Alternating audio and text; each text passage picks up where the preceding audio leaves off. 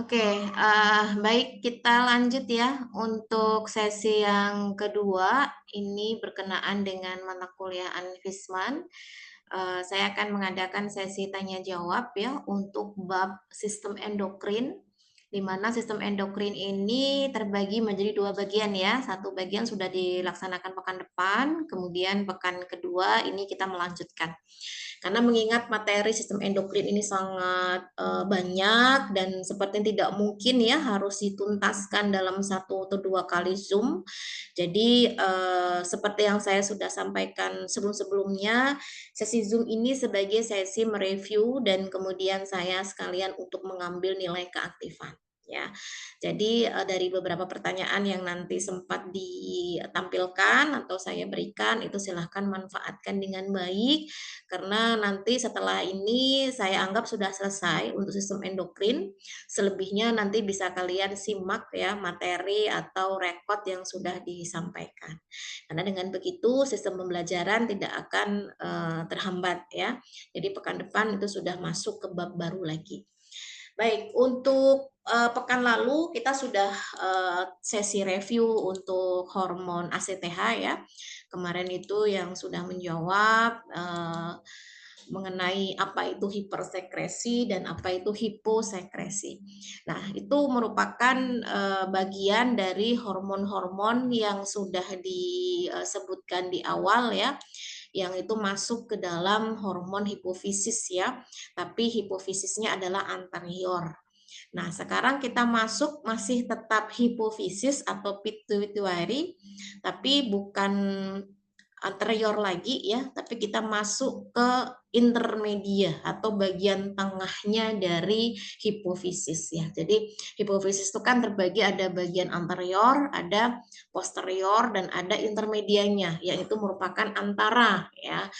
Nah, yang pertama pertanyaannya langsung saja ya. Di sini hormon yang masuk ke dalam lobus intermedia yang dihasilkan atau yang dipicu oleh sekresinya oleh lobus intermedia ini adalah hormon MSH.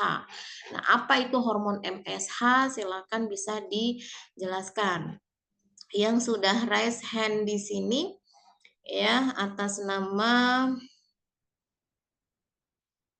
Retno Sulistiowati ada? Ada, Bu. Ya. Retno dan oke, siapa ini? Marini, Retno dan Marini, ada?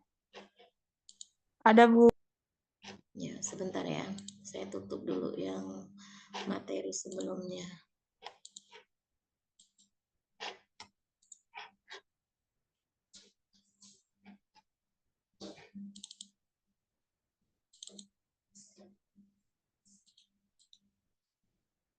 Oke, yang pertama silakan Retno. Tadi Retno siapa yang saya panggil ya? Sulistiawati, Bu. Siapa? Retno Sulistiawati. Oke, Retno Sulis. Kita aja lah ya. Kemudian yang kedua Marini.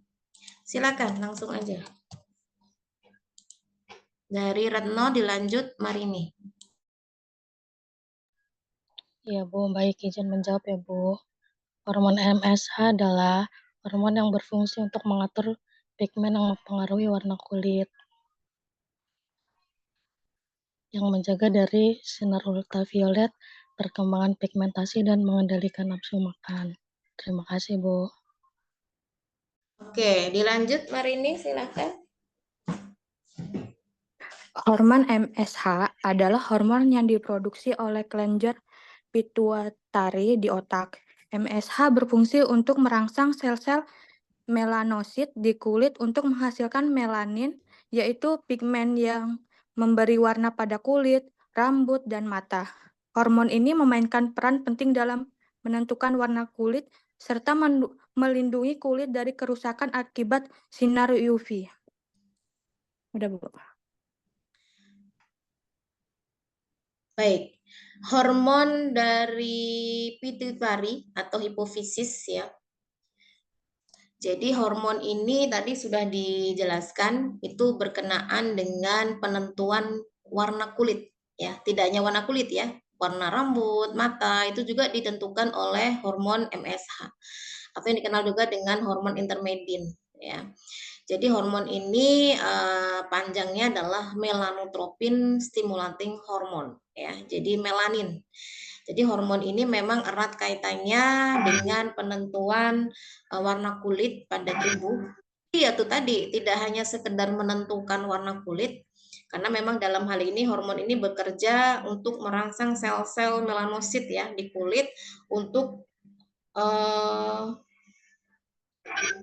maknya memproduksi melanin ya. Nah, dalam hal ini menjadi bagian yang sangat menentukan karakteristik genetik dari seseorang ya. Dan tidak hanya itu, dengan adanya MSH ini di dalam tubuh kita itu akan memperkuat sistem pertahanan diri terhadap paparan terutama sinar ultraviolet ya. Jadi memang kalau dibandingkan dengan orang yang sedikit melaninnya dengan orang yang banyak melaninnya, itu lebih kuat yang banyak melaninnya, tapi resikonya kulit akan jauh lebih hitam ya, gelap gitu. Nah, artinya dalam hal ini harus diperhatikan, jangan sampai nanti kita hanya ingin mengejar pengen putih saja, kita menggunakan bahan-bahan yang akhirnya merusak sekresi dari hormon melanin ini atau merusak kerjanya.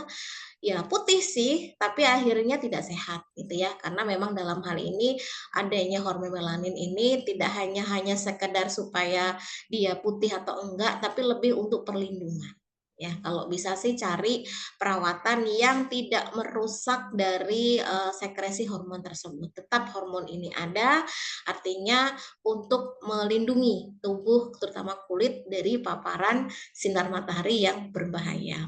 Nah, selain untuk itu juga MSH ini erat kaitannya dengan pengaturan stres ya, kemudian sistem imun dan bagaimana proses pencernaan kita atau sistem pencernaan kita. Karena sistem pencernaan kita tentunya harus diiringi dengan adanya nafsu gitu ya, nafsu makan. Jadi kalau tidak ada nafsu makan agak susah kita akan memberikan asupan nutrisi di dalam tubuh ya. Itu untuk yang MSH. Yang kedua, ada hormon oksitosin. Apa itu? Jelaskan ya. Baik, atas nama Aisyah Winda ada? Aisyah Winda ada?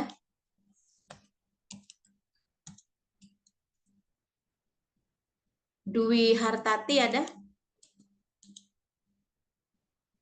Ada, Bu. Aisyah Winda nggak ada? Kalau nggak ada saya ganti ya. Cika, Cika ada Cika?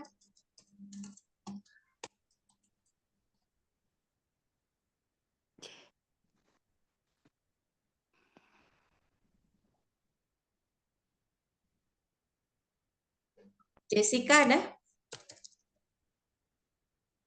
Maharani? Bu. Maharani ada, Bu. Oke, silakan Maharani dan Dwi Hartati untuk oh ini kok di Facebook saya. Saya cari bentar. Yang sebelumnya ya, yang oksitosin. Silakan Maharani dan Dwi Hartati. Bentar.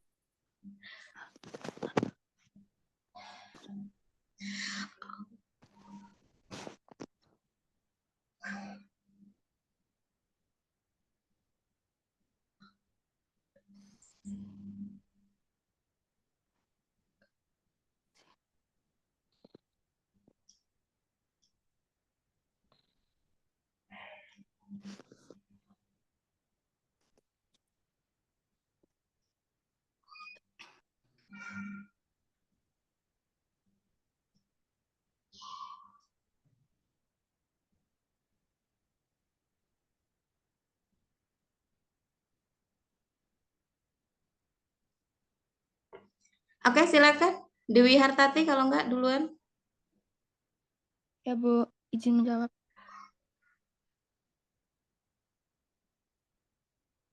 Hormon oksitosin adalah hormon alami yang berperan dalam berbagai aspek kehidupan seperti sistem reproduksi. Oksitosin merangsang kontraksi rahim saat melahirkan dan menyusui. Pada pria, oksitosin membantu kontraksi pas deferens sehingga sperma dan air mani bisa keluar saat ejakulasi. Perasaan. Oksitosin dikenal sebagai hormon cinta karena berkaitan dengan perasaan cinta, kasih sayang, emosi yang baik, dan keterikatan antar manusia. Stres. Oksitosin dapat menurunkan stres karena ketika otak melepas oksitosin, tubuh akan menjadi lebih rileks. Tekanan darah. Oksitosin dipercaya dapat menurunkan tekanan darah. Oksitosin diproduksi di bagian hipotalamus pada otak dan dikeluarkan melalui kelenjar pituitari. Kadar oksitosin meningkat saat Anda berpelukan atau sekedar menatap orang yang dicintai. Makasih, Bu. Oke, baik. Tadi yang belum jawab siapa? Maharani ya? Maharani sudah? Sudah. Baik, izin menjawab. Oksitosin adalah hormon yang sering disebut sebagai hormon cinta atau hormon bentar.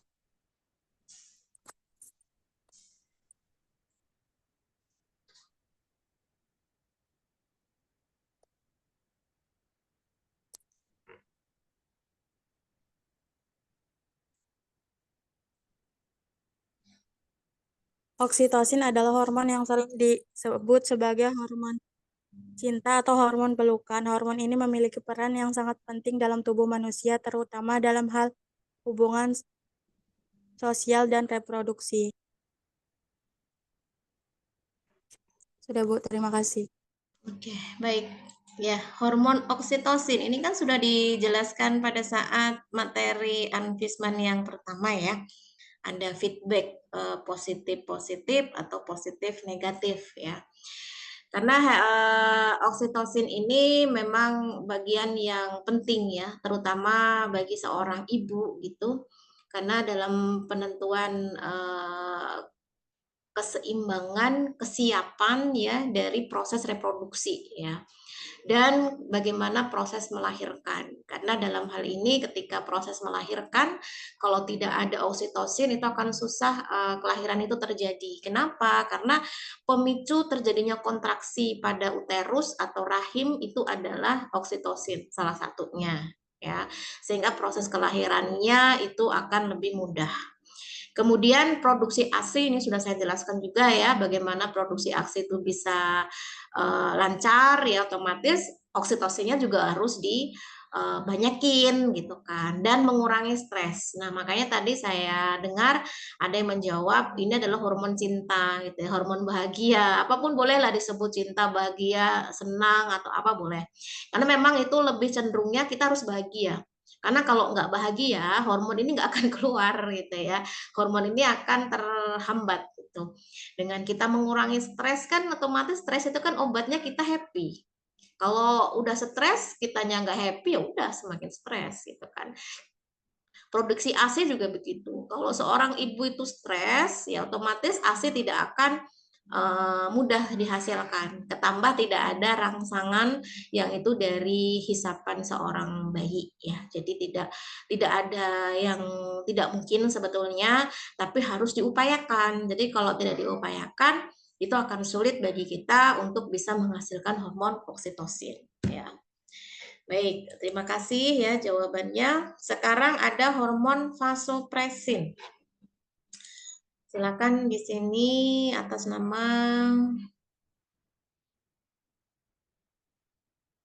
Tasya, ada Tasya?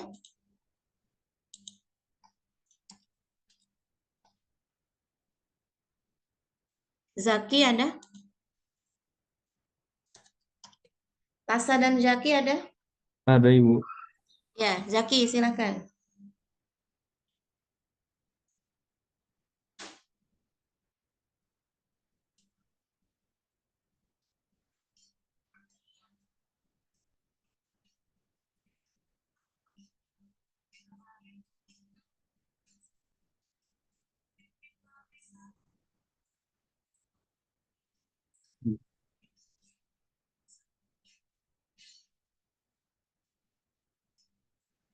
Vasopresin adalah obat untuk mengendalikan gejala diabetes insipidus, seperti sering buang air kecil dan selalu merasa haus meski sudah minum banyak air. Vasopresin tersedia dalam bentuk suntik yang diberikan langsung oleh dokter atau tugas medis di bawah pengawasan dokter di rumah sakit. Cukup, Bu. Terima kasih. Ya, silakan Tasya. Ada Tasya di sini? Ada, Bu. Iya, silakan Tasya.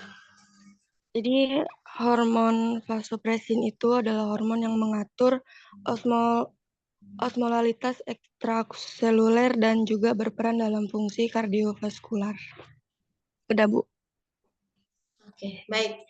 Ya, perlu diluruskan ya. Ini yang ditanyakan adalah hormon. Jadi memang yang alami ada di dalam tubuh kita. Kecuali kalau memang seseorang itu mengalami kelainan dan harus ada asupan dari hormon dari luar ya, yang memang itu adalah vasopresin juga, yang itu kategorinya obat ya. Tapi ini secara prinsip yang memang itu ada di dalam tubuh kita. Kita pun punya secara alami hormon vasopresin gitu ya. Nah, hormon vasopresin ini atau yang dikenal dengan ADH ya, antidiuretik, itu adalah hormon yang memang penting ya untuk mengatur keseimbangan air di dalam tubuh kita.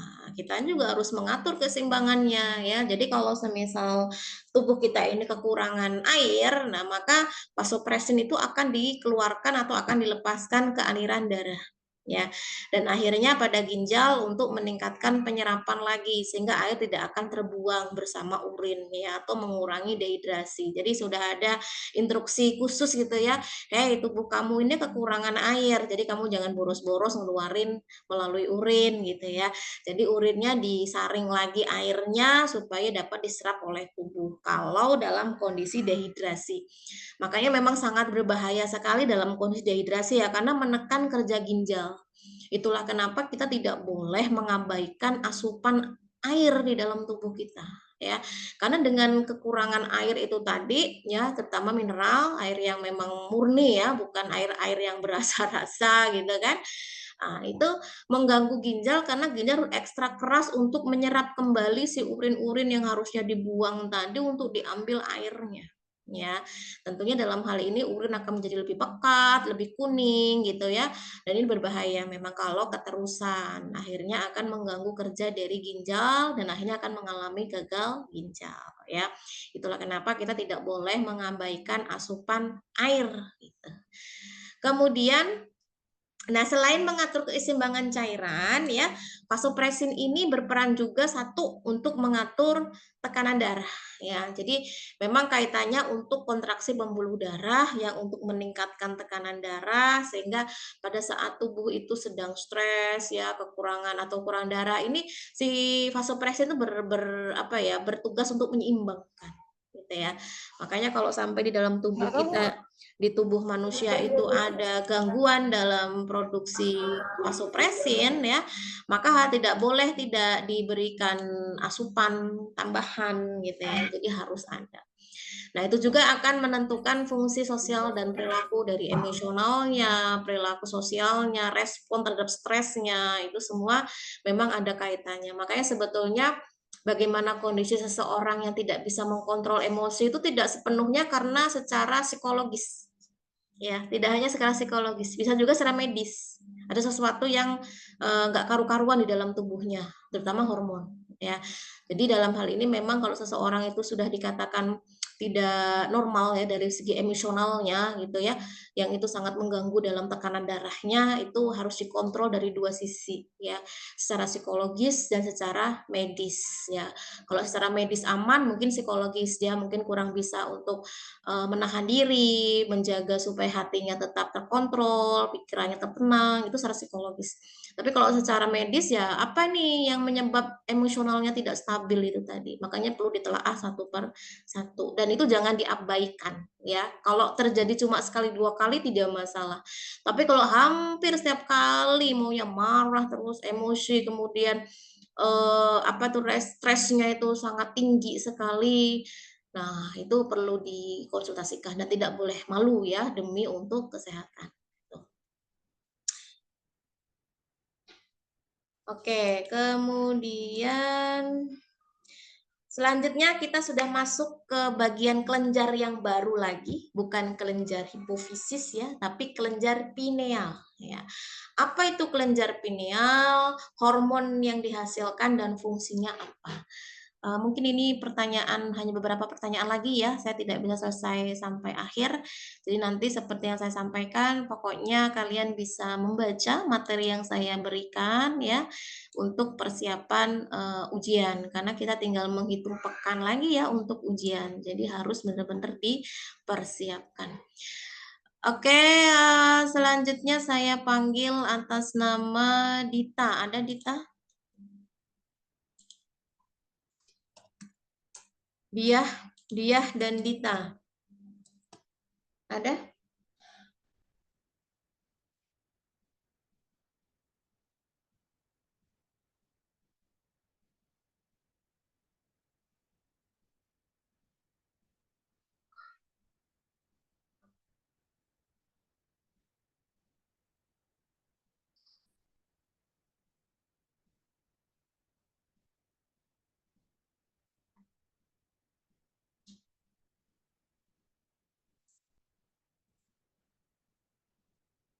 Enggak ada. Baik, saya ganti.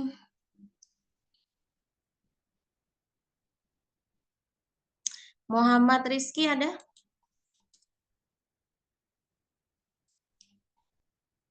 Nanda? Putri Asmara? Ibu maaf Nanda hadir ya Bu. Oke, silakan Nanda. Dia ada dia? Ada Bu. Ya, silakan Nanda dan dia untuk bisa menjawab.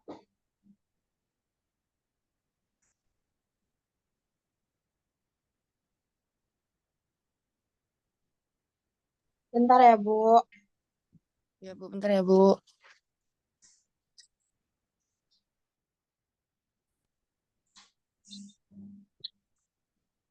Hmm.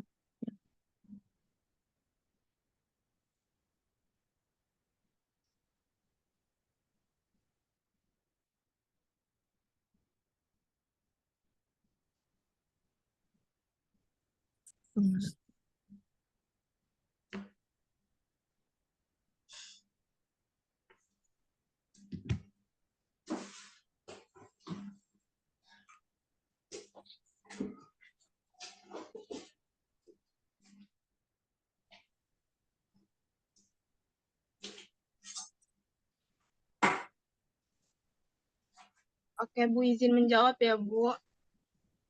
Ya, silakan. Hormon yang dihasilkan kelenjar penalen adalah kelenjar yang terletak di tengah otak dan berfungsi memproduksi hormon melatonin. Hormon tersebut bermanfaat dalam mengatur siklus tidur. Terima kasih Bu. Oke, silakan dilanjut.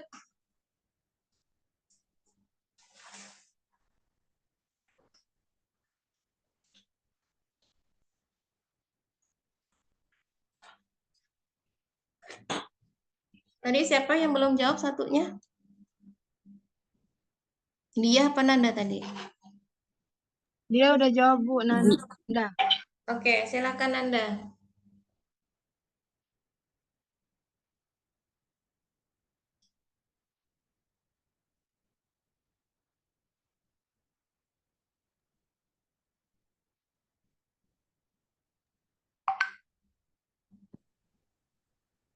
Hormon yang dihasilkan dan fungsinya adalah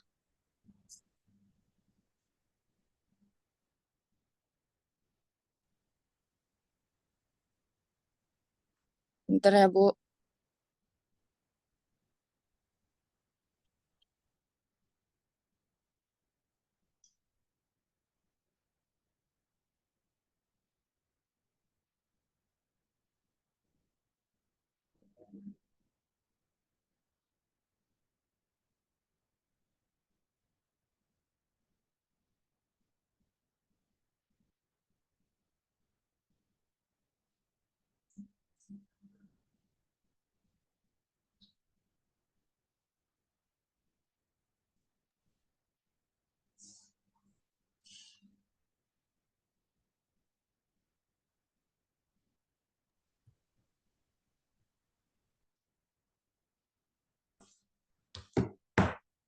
Oke, sudah?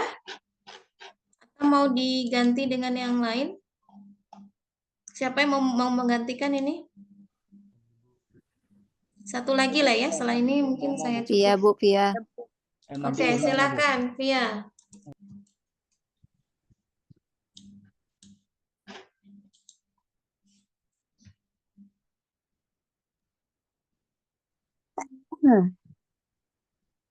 Izin menjawab, Ibu. Kelenjar pineal adalah kelenjar kecil namun kuat dalam mengatur ritme sirkadian tubuh. Terus fungsi hormon yang dihasilkan kelenjar pineal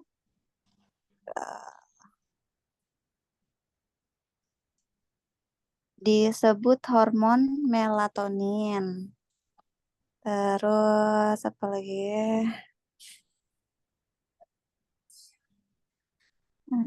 Kelenjar pineal memiliki bentuk yang menyerupai biji pinus dan berukuran kecil, yaitu sekitar 5-8 mm, menghasilkan hormon melatonin, berfungsi mengatur sekresi yang dilakukan oleh korpus luteum dan mengaktifkan sel melanosit untuk warna kulit dan mengatur pola tidur. Terima kasih, Bu.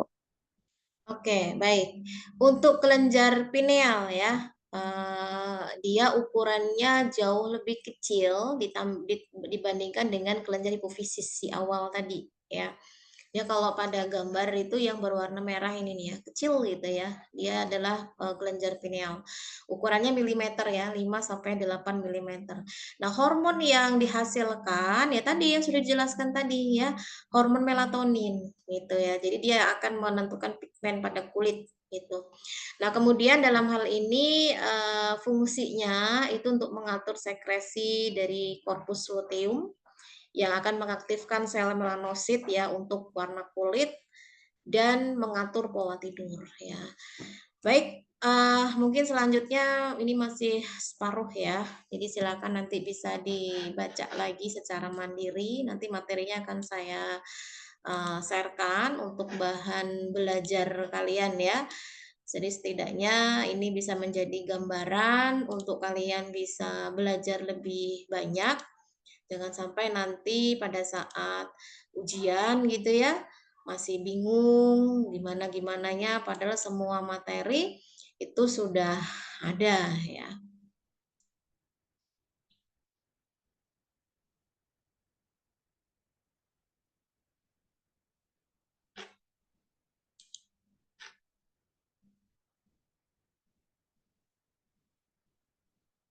Oke, sedikit saya mau bertanya tadi si Pen menginfokan ke saya ada link untuk praktikum farmakognosi yang belum bisa dibuka atau diupload. Yang apa itu?